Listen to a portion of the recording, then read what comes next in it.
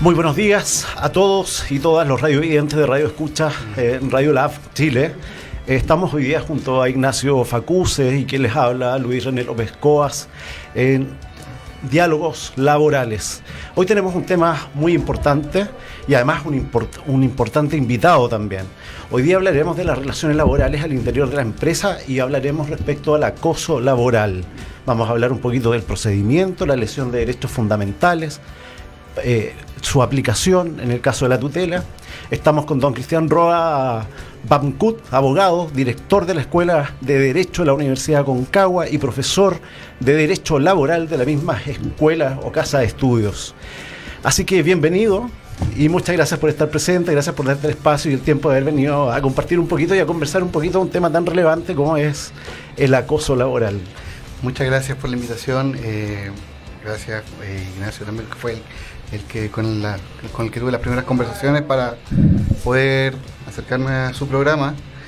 Siempre es bueno compartir con los amigos y siempre es bueno también hablar de estos temas que son tan importantes y que una temática que dentro de las relaciones laborales es de común y yo creo que progresiva incidencia.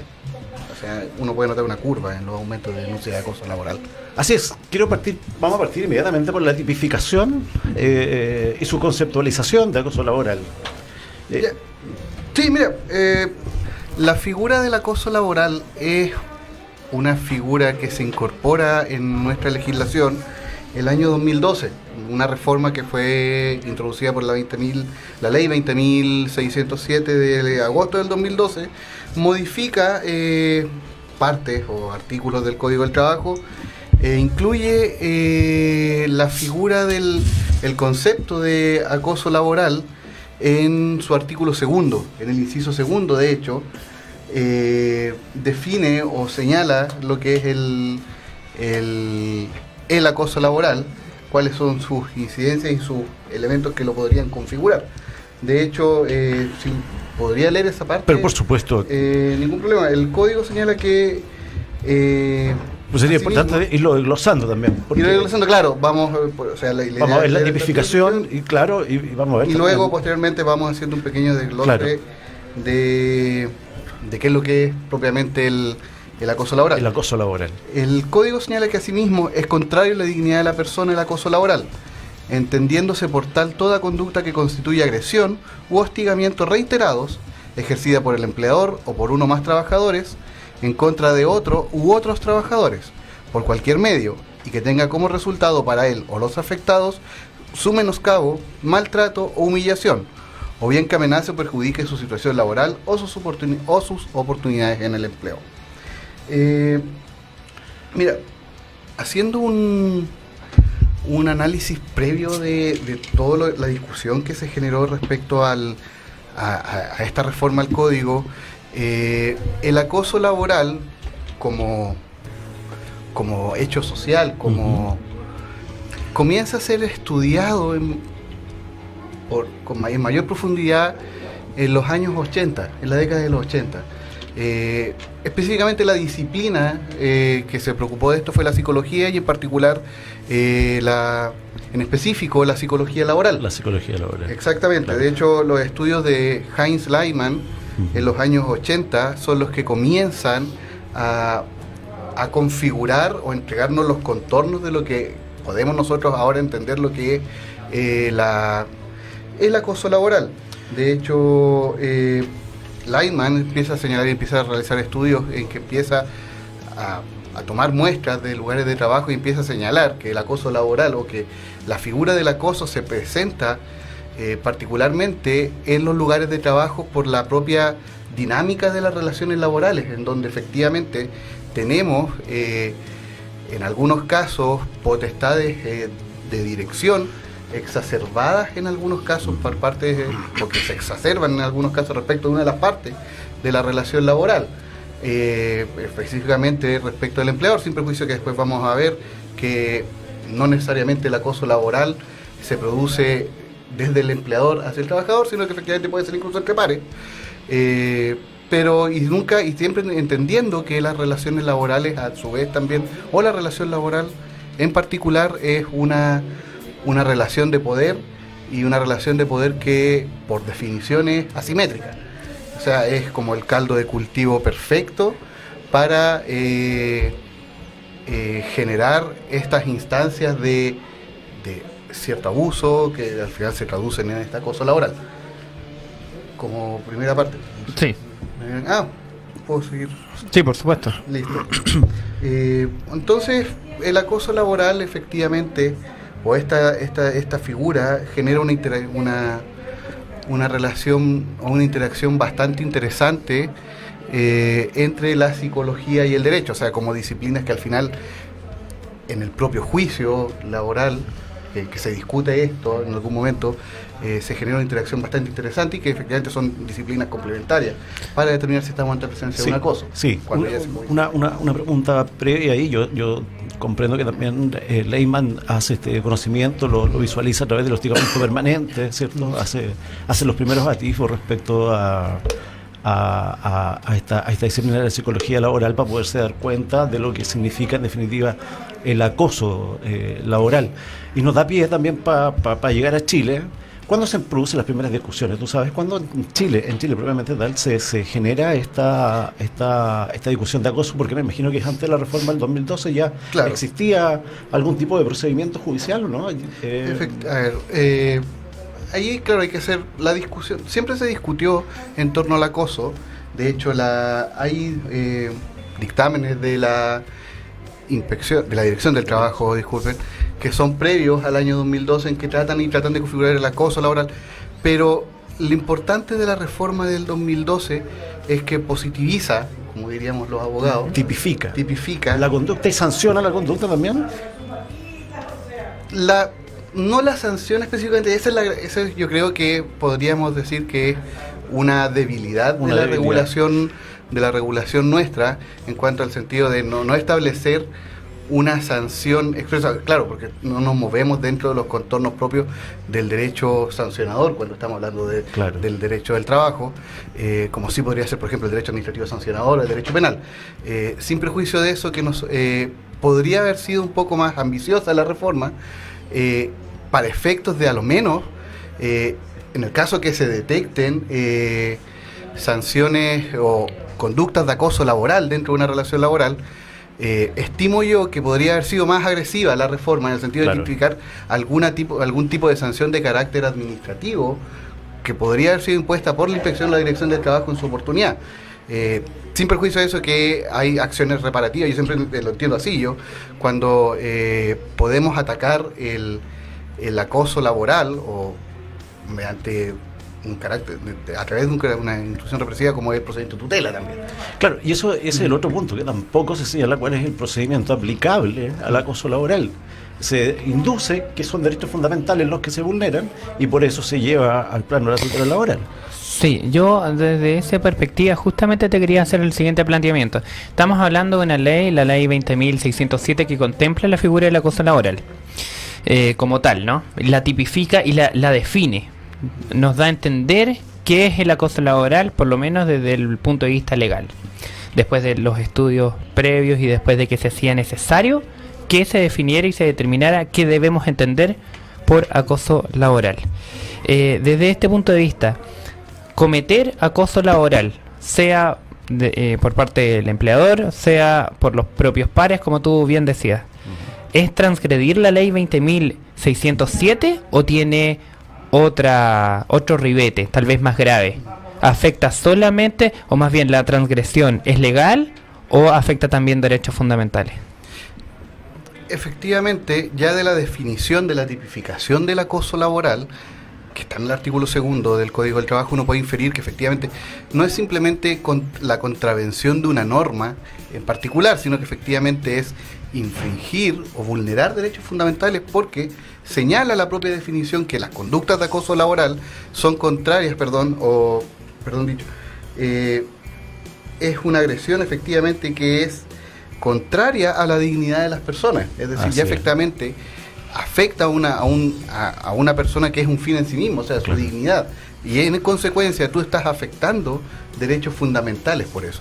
Y en razón de eso también es que, volviendo o retomando lo que me habías comentado, es aplicable en la especie el procedimiento de tutela, que es el instrumento que tiene el derecho del trabajo para dar una protección seria y cierta a los derechos fundamentales dentro de las relaciones laborales.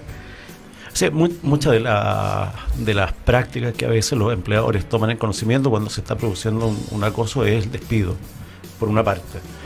Y por otra parte también el autodespido, propiamente tal, ¿no? En el contexto de las acciones que puede tener el trabajador para poder, de alguna manera, que esto sea conocido por alguna magistratura. Ahora, la reparación propiamente tal, ¿en qué consiste esa reparación? No, mira, ahí ¿es pecuniaria?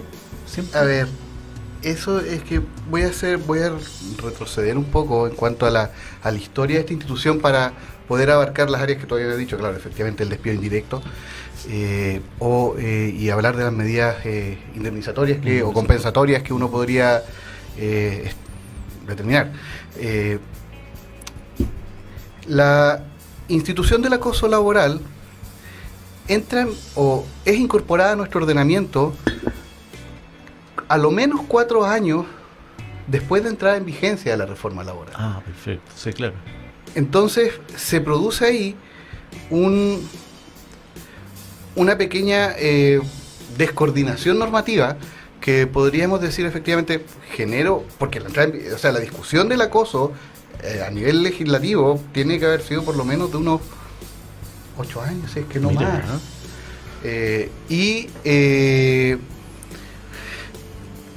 El procedimiento de tutela comenzó a aplicarse de manera previa a la incorporación del acoso laboral. Entonces hay como dijo, una asincronía que efectivamente tuvo que ser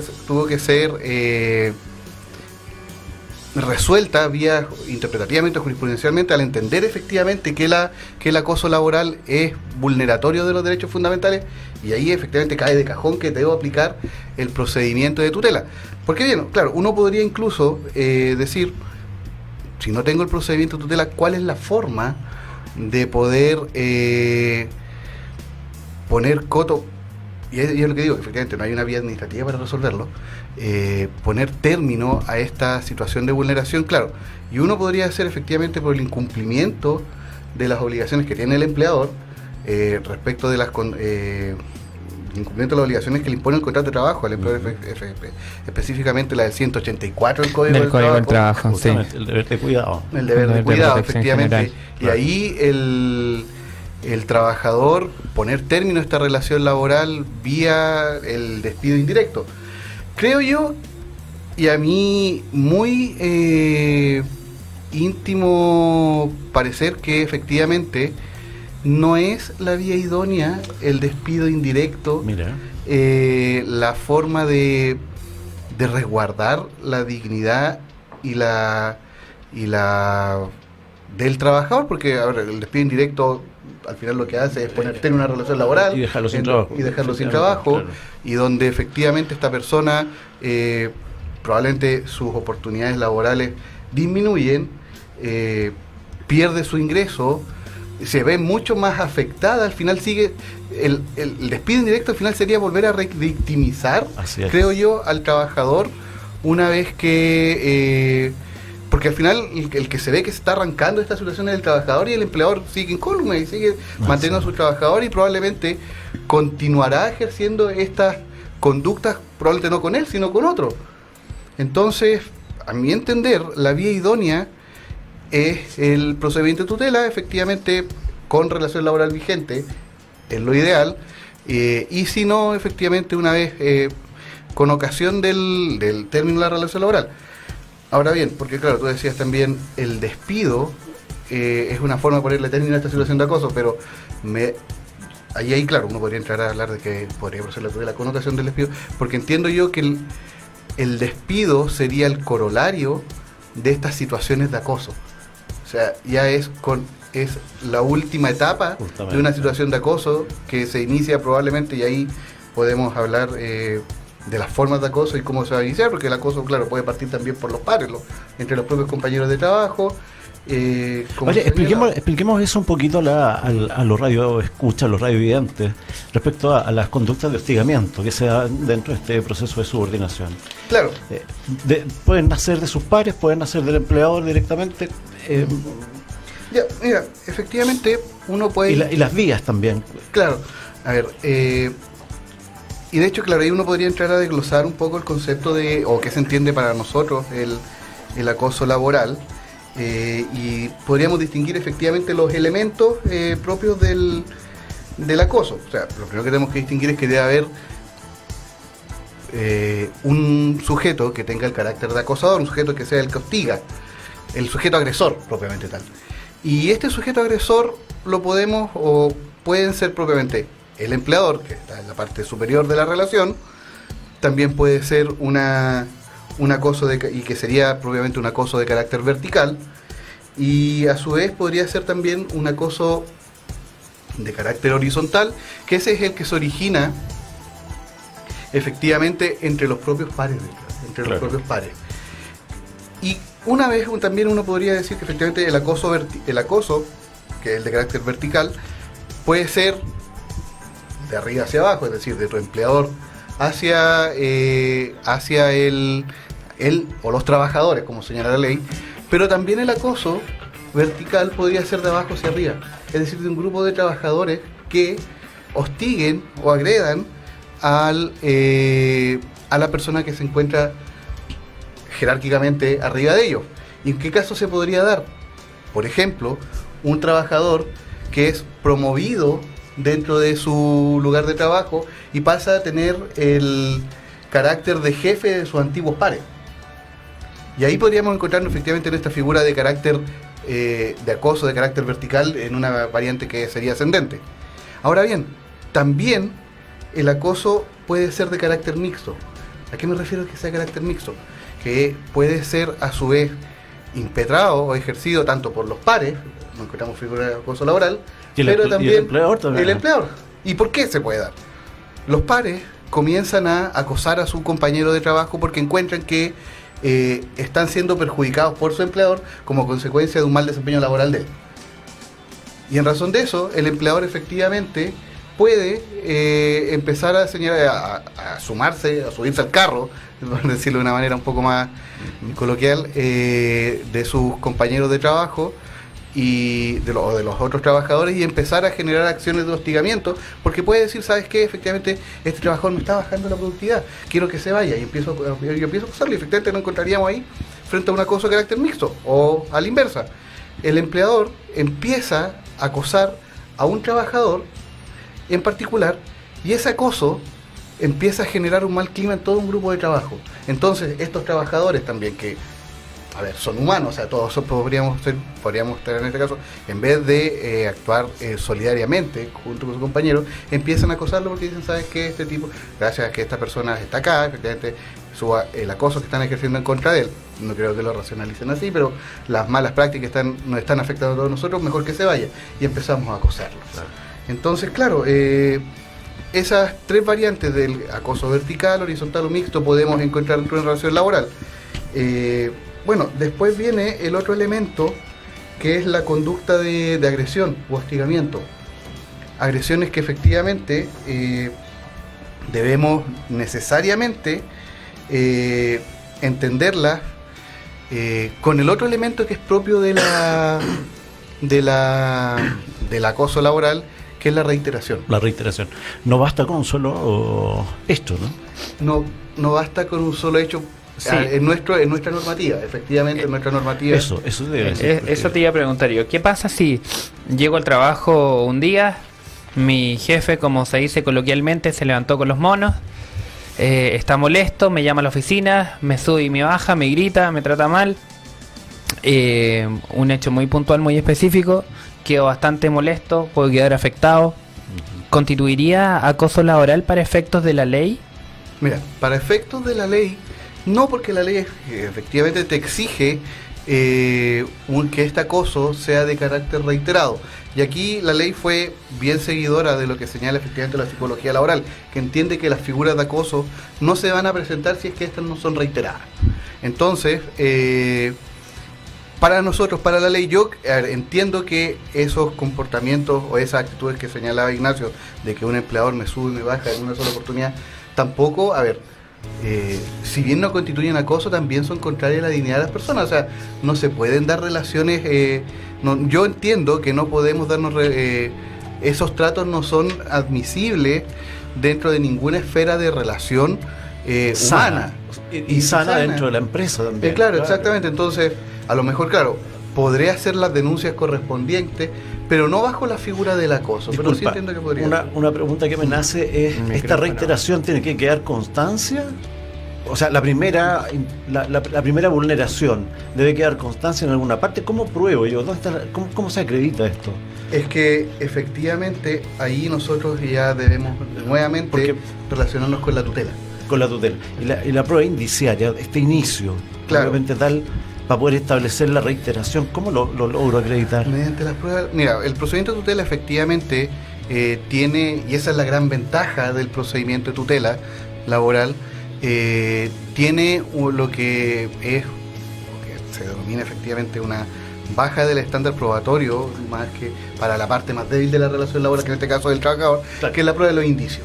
Claro, efectivamente, el acoso laboral, al adscribirse al procedimiento de tutela, efectivamente puede ser probado en la sede jurisdiccional mediante los indicios que liberan un poco al sentenciador de hacer un análisis tan pormenorizado de la prueba, y efectivamente lo libera de tener estos estándares a veces que tenemos en materias probatorias como el proceso penal, que efectivamente es la duda razonable o la plena prueba en materia civil, sino que efectivamente el estándar probatorio en materia de procedimientos laborales, el procedimiento de tutela laboral es el estándar de los indicios, en donde efectivamente se reduce un poco más que la carga probatoria, se libera al juez al momento de ponderar los hechos o de valorizar la prueba, tener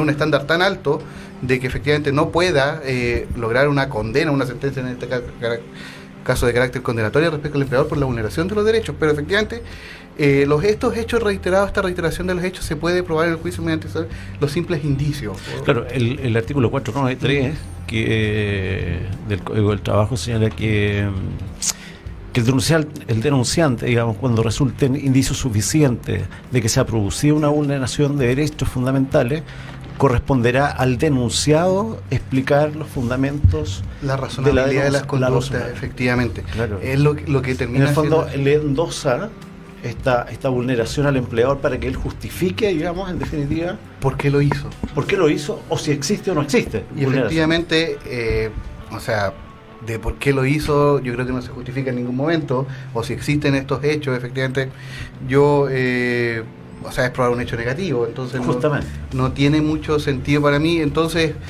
la herramienta, como digo y reitero, el procedimiento de tutela laboral es la vía idónea para proteger en este caso al trabajador. A ver, y respecto a la reiteración, no todos efectivamente, y hacen crítica a esta exigencia que señala la ley, están de acuerdo en que efectivamente para estar en presencia de una figura de acoso laboral tenemos que estar ante una reiteración de hechos dirigidos contra una persona.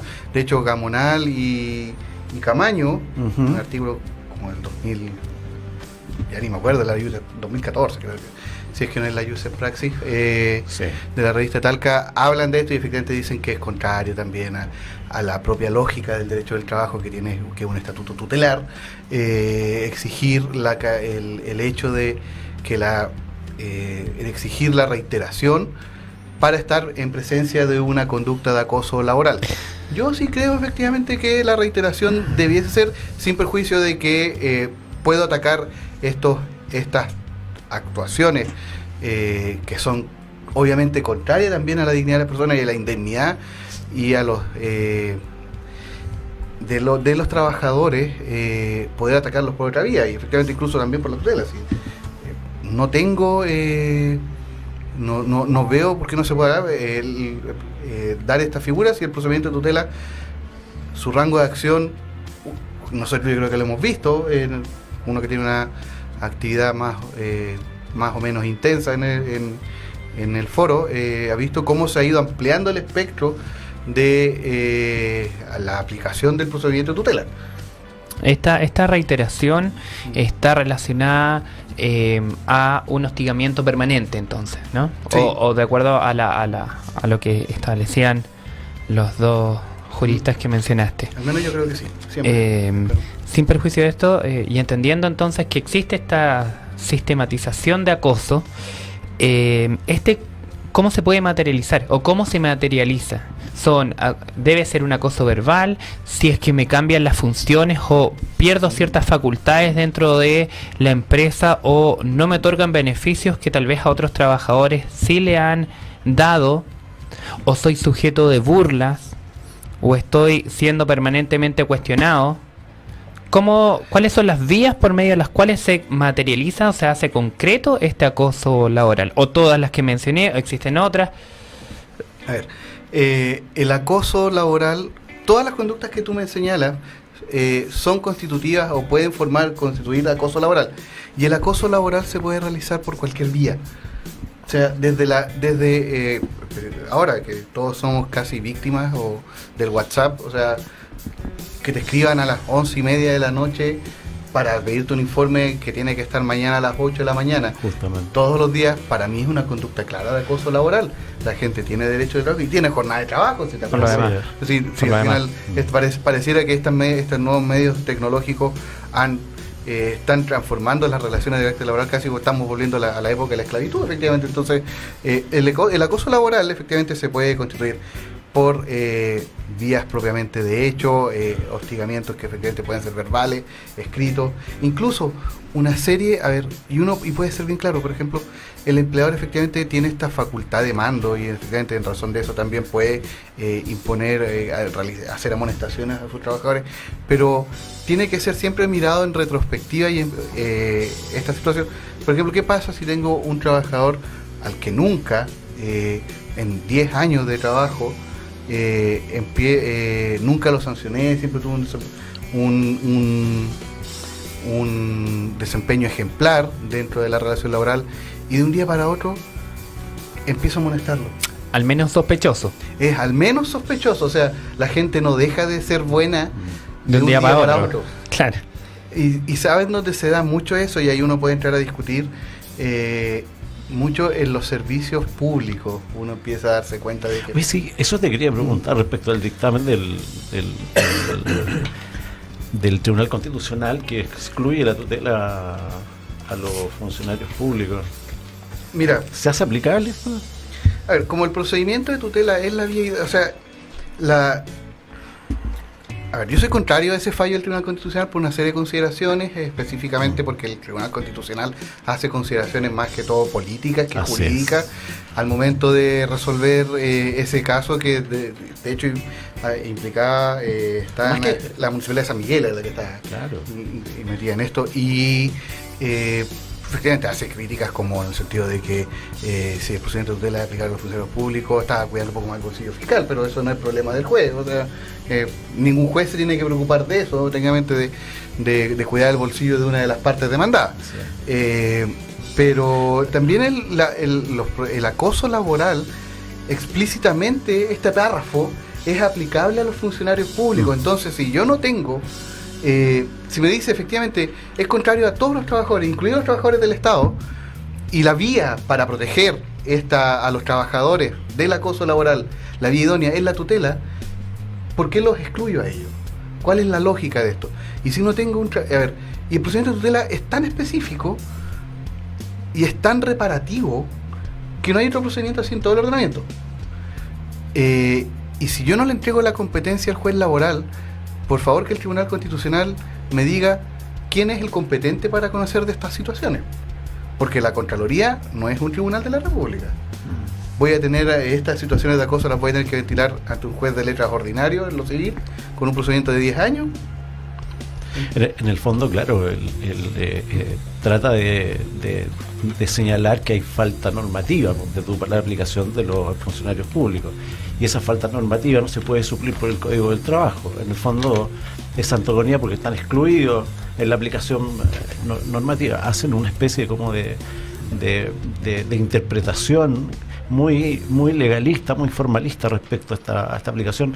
Terreno que ya se había ganado, efectivamente, terreno absolutamente ya aplicable y transversalmente aplicable para todos los trabajadores, que en definitiva son ciudadanos dentro de una empresa, que tienen derechos inherentes por el solo hecho de ser trabajadores, y además los tratados internacionales, vulneratorio al artículo 5 de la Constitución Política, etcétera. Hay un sostén,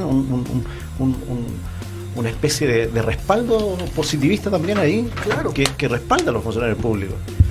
Y aparte, la dignidad de los trabajadores y los derechos fundamentales de los trabajadores están protegidos por la tutela. Pero claro, imagínate los funcionarios públicos que trabajan de 8:30 a 5:30 de la tarde, que tienen que cumplir horarios, que tienen que cumplir metas, que además dentro de estas funciones no se hacen autocuidados, las personas muchas veces andan con agresivas, digamos, hay problemas con los pares, hay problemas con el empleador, hay problemas con las metas, hay problemas con etcétera. Entonces, eso también va generando este hostigamiento, va generando este desgaste, va generando esta problemática que cualquier trabajador al final termina con una licencia psiquiátrica, ¿cierto?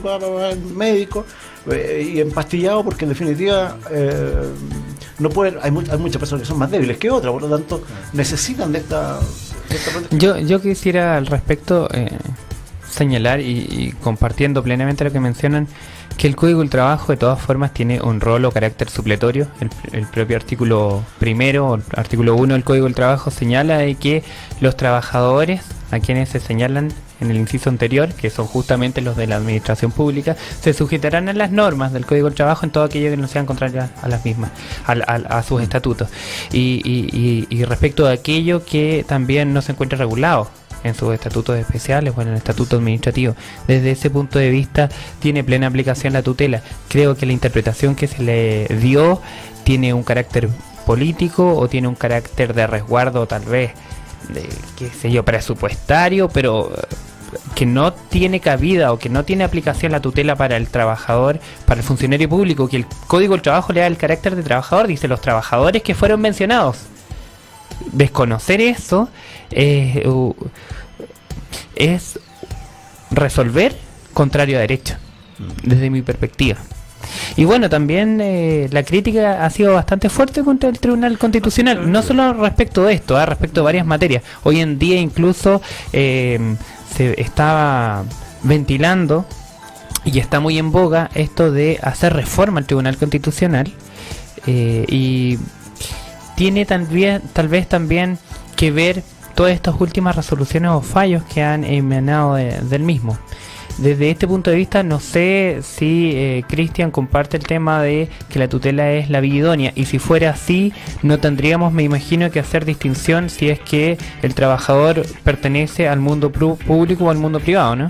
No, efectivamente, así es. El procedimiento de tutela es la vía idónea para amparar al trabajador que está siendo víctima de acoso, indistintamente si se desempeña tanto en el sector público como en el sector privado. O sea, no hay, o sea, una interpretación incluso del principio, haciendo aplicación del principio pro homine, efectivamente hace necesaria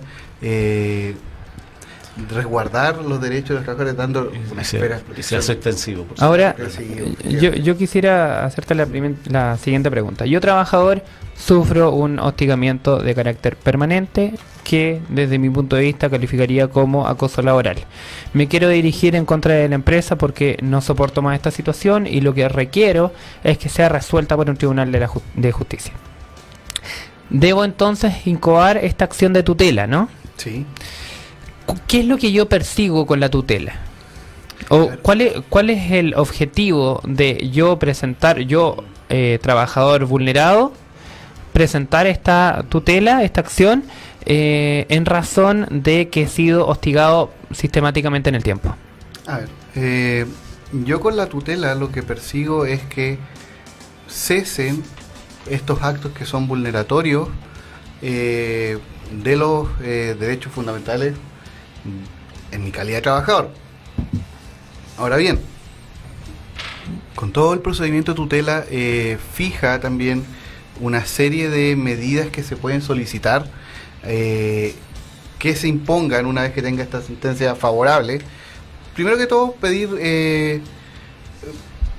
la sanción efectivamente una vez terminada, si estamos en el supuesto de que la relación laboral terminó, la sanción especial efectivamente del 489 del Código del Trabajo, que fija un margen de remuneraciones a las que pueden ser además indemnizados el trabajador. También, obviamente, como se afecta la integridad del trabajador, y ahí es bien discutible si se puede también pedir una indemnización adicional por daño moral, y ahí uno puede entrar a hacer la discusión si el daño moral se debe entregar o no en caso de que se hayan solicitado la indemnización del 489, pero es una discusión que está abierta todavía. Y además otro tipo de medidas de carácter reparativa que yo encuentro que son bastante buenas, que son bastante razonables pedirlas cuando uno recurre a un tribunal para ser amparado mediante este procedimiento especial. Efectivamente, que a lo mejor al empleador y a todo su grupo de trabajadores se realicen charlas por alguna institución de educación superior, por algún abogado que conozca la materia, en donde efectivamente se le instruya al empleador efectivamente que estas conductas son contrarias a los derechos de los trabajadores, porque al final la idea es mantener, bueno, ya no para este trabajador, pero probablemente para los que sigan, efectivamente una buena relación laboral, un buen clima laboral, y respetando esto que habíamos señalado efectivamente y que bien han señalado ustedes, que es el concepto de la ciudadanía en la empresa, es decir, que efectivamente, que al final el concepto de ciudadanía en la empresa es un concepto que toman los laboralistas alemanes, que efectivamente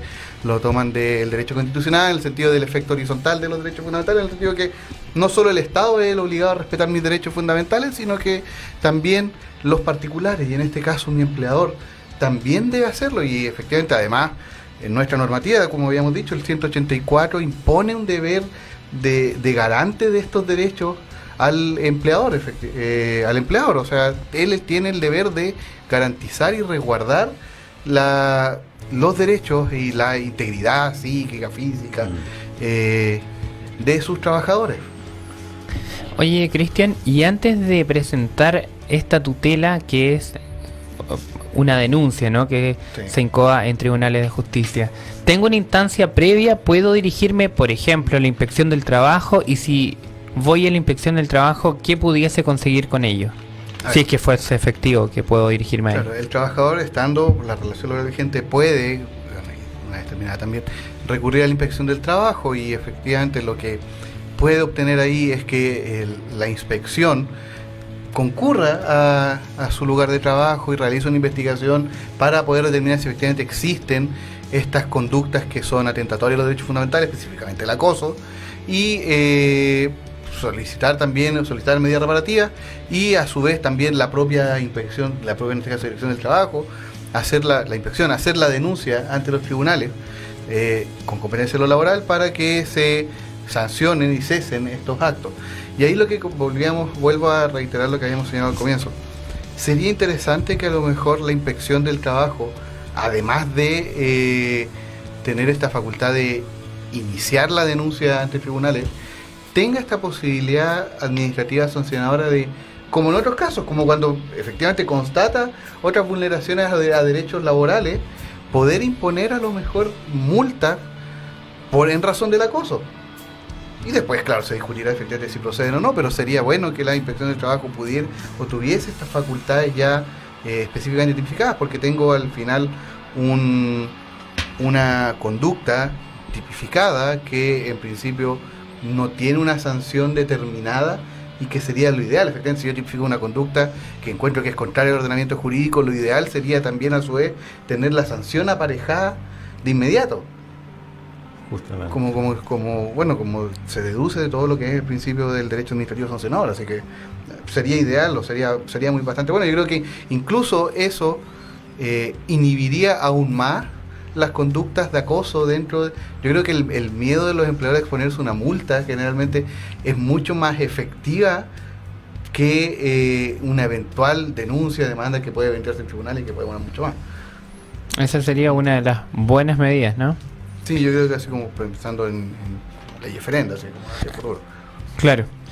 Entonces, no haciendo esta distinción entre trabajador público y privado, y entendiendo entonces que también podemos dirigirnos en la inspección del trabajo, tal vez sería así una muy buena medida esta, porque eventualmente, si es que se detecta por parte de la Inspección del Trabajo que existe una vulneración de derecho fundamental, también tendríamos un informe, ¿no? Claro. O al menos algún material que nos respalde posteriormente en tribunales de justicia para poder acreditar, y tal vez no solamente con una prueba indiciaria, sino un poco más que indiciaria, ¿no?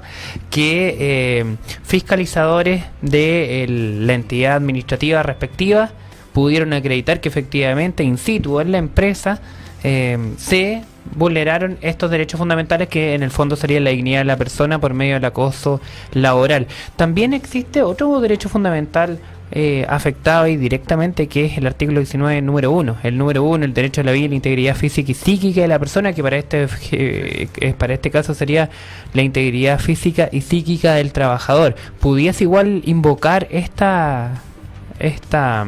derecho fundamental? Efectivamente, porque muchas situaciones de acoso terminan en licencias médicas de carácter psiquiátrico de los trabajadores. Si el trabajador al final no quiere volver nunca más a su lugar de trabajo, se producen situaciones de ansiedad, situaciones de angustia, que impiden que el trabajador efectivamente se dirija o se inhiba de querer recurrir a su lugar de trabajo.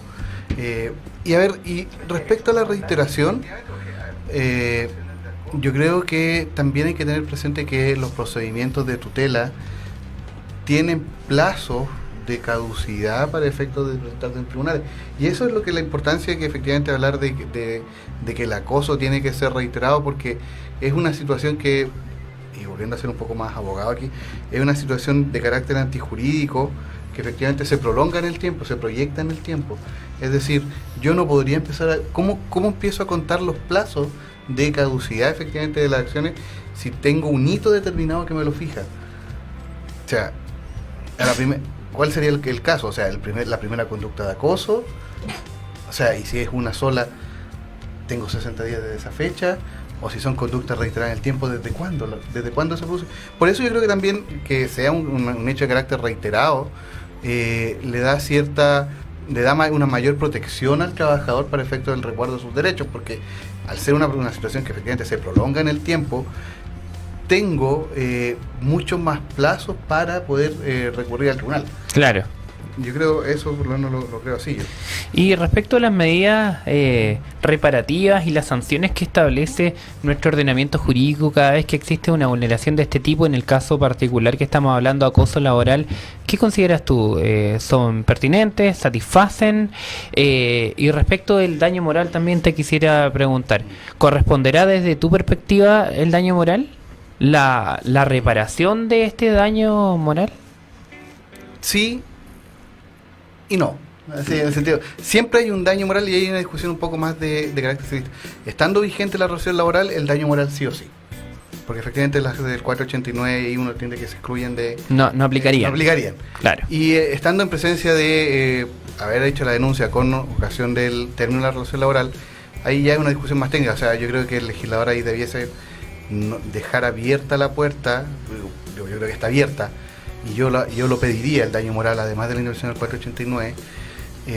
Pero hay gente que es contraria a esta interpretación, señalando que efectivamente ya indemniza el 489. Y ahí yo discrepo, sí, porque claro, la indemnización en el fondo lo que busca es reparar adecuadamente todo daño o perjuicio causado, claro, y de reparar adecuadamente tendríamos que atender cada caso particular, y las indemnizaciones que establece el Código del Trabajo, en el fondo, o más bien las sanciones, están limitadas y están estandarizadas. Sí. Entonces, en la naturaleza jurídica parece que no fuera indemnización.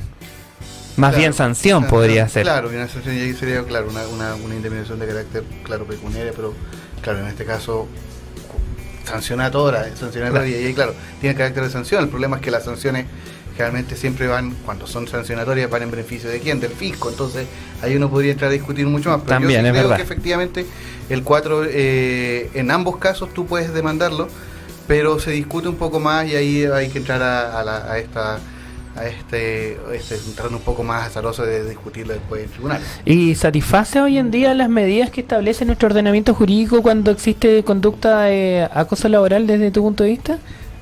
Sí, en el sentido de que efectivamente tú puedes pedir medidas reparativas que son un poco más innominadas y ahí te dejan un poco abierta la puerta, pero yo insisto nuevamente en que efectivamente debiese haber un carácter más el Estado debiese hacerse más presente. Si yo entiendo que el Estado al final es la persona que, o la entidad que efectivamente debe resguardarnos a todos nosotros como ciudadanos, también imponer una sanción en el caso de que efectivamente yo encuentre que hay un acoso, la inspección constate efectivamente un acoso laboral e imponga las multas, porque claro, va a actuar, pero o sea, yo prefiero que haya sanciones de carácter expreso. Estamos ya cercanos al término del programa. Bueno, sí, quizás a modo de conclusión vemos que también se trata de una norma carente en algún sentido, ¿no? Esta reforma del año 2012, podemos establecer que el legislador omitió varias cosas dentro de lo que yo puedo concluir, y efectivamente una es el tema procedimental, creo yo, por una parte, y por otra parte también el tema de la reparación propiamente tal. Sí, ¿no? Sí, pero hay que mirarlo en perspectiva, porque si uno piensa, o sea, uno entiende que la figura del acoso laboral recién empieza a tomar forma y a adquirir sus contornos en la década de los 80. En el mundo, por decirlo de alguna manera. Claro. Nosotros, claro, siempre nos vamos subiendo, vamos subiendo al carro, y siempre un poco atrasados, pero por eso también era conocido como moving, ¿no? Moving, claro, porque nace con este concepto del verbo inglés, inglés, ¿no? Claro, efectivamente, que es de atacar, hostigar. Claro, atacar, hostigar. Y claro, o sea, siempre se puede mejorar en estos temas. Yo sí soy una persona que efectivamente está siempre abierta y abogo porque se dé una protección mucho más amplia a los trabajadores. Entiendo que la tutela es la vía idónea y es la vía más efectiva. Así es. Sí. Tengo algunos alcances que nos han hecho y preguntas. Hay una que está muy buena. Débora Cortés nos dice que los trabajadores deben saber que cuando aparecen estos síntomas de carácter físico o psíquico que se atribuyen a vulneración de derechos fundamentales como el acoso u otros, deben presentarse en su mutualidad para activar protocolo psicosocial y se inicia una investigación y no dirigirse a un médico particular. Eso es un muy buen punto. Primero porque para eso están, ¿no es cierto?, estos organismos que administran el seguro de salud laboral.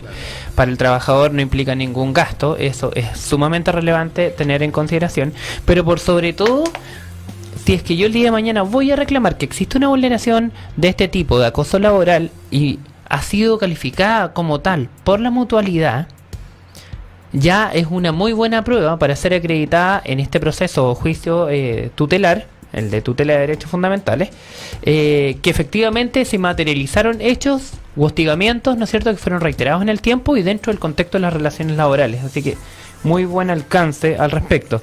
Tenemos otra pregunta, señala, ¿cómo se manejan y cuáles son las sanciones para los acosadores cuando este no es el empleador? Estamos hablando entonces de tal vez un trabajador con pares.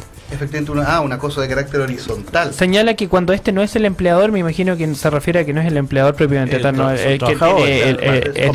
compañero de trabajo. Claro, que no está jerárquicamente arriba. Claro, efectivamente.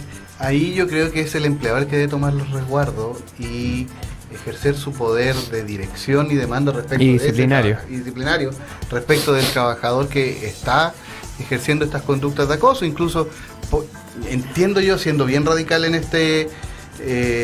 y no pensar, siendo bien radical en esta postura, una persona así, entiendo yo que está incumpliendo gravemente las obligaciones que le imponen su contrato de trabajo.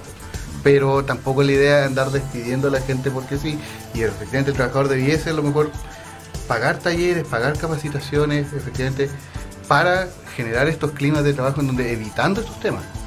Sí, lo que se hace muy necesario hoy en día, ¿no? Porque trabajamos, tenemos horas extenuantes y para los trabajadores dependientes. Si tú me dices que en definitiva estáis todo el día en un lugar, o sea, tú estás en tu casa y tenés conflicto con tu señora o tenés conflicto con tus hijos, porque el roce permanente genera este tipo de convivencia. Ahora, el tema del autocuidado que se debe implementar dentro de las empresas sería un protocolo importante o dentro de los reglamentos internos. De hecho, el reglamento interno, hay una mención que la 20.000, justamente, claro, la 20.100, la ley, efectivamente, la 20.607, modificó en parte la normativa que dice relación, o lo que regula el reglamento interno, no tengo el artículo acá. Sí, pero sí. se hizo una modificación. Sí. Y hay un protocolo dentro de los reglamentos internos. ¿Qué pasa cuando hay acoso laboral? Bueno, existe una investigación, hay un informe luego que se emite dentro de determinados días, que lo puede establecer el propio empleador. Luego se tomarán medidas como sacar a la gente ofensor, ¿no es cierto?, Claro. del lugar de trabajo, o desplazar al trabajador a una mejor condición de clima laboral. Claro, y ahí uno entra en la discusión que efectivamente tengo que desplazar a esta persona que es el acosador. Pero, ¿cuál es el límite? O sea, es un tema que siempre hay que tener mucho cuidado al momento de implementarlo, porque ¿cuál es el límite? ¿Hasta dónde lo puedo desplazar? O sea, también lo pongo en una esquina casi con el cono de la vergüenza, que él es acosador y lo apunto. Es bien complejo y pasa, especialmente en grandes empresas que tienen a lo mejor varias plantas dentro de alguna ciudad, que a lo mejor traslado a otra planta, pero efectivamente, a ver, llega esa persona y ¿por qué llegó? Llegó porque es acosador. Chuta. ¿Qué generas ahí también? Yo creo que efectivamente, además de la represión propiamente tal, a lo mejor el empleador tiene que tener este carácter de educador en este tema. O sea, de asumir ese rol del que le entrega el 184 de manera más activa. Más activo. Sí. Sí, claro. Bien. Bueno, primero que todo agradecer tu tiempo, Cristian. Muy agradecidos que hayas venido a nuestro programa a compartir este tema que es súper relevante y que por lo demás está muy en boga. Y que además está para seminario. Está para seminario.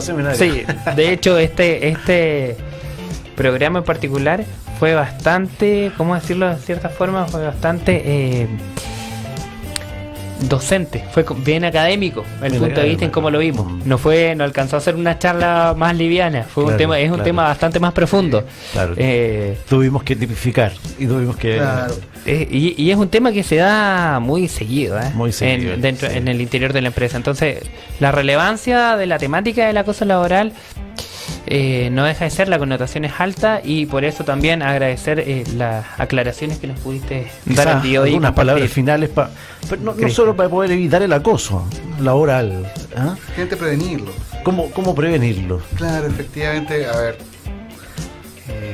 hagan deporte, desestrésense, Eso, relájense un poco.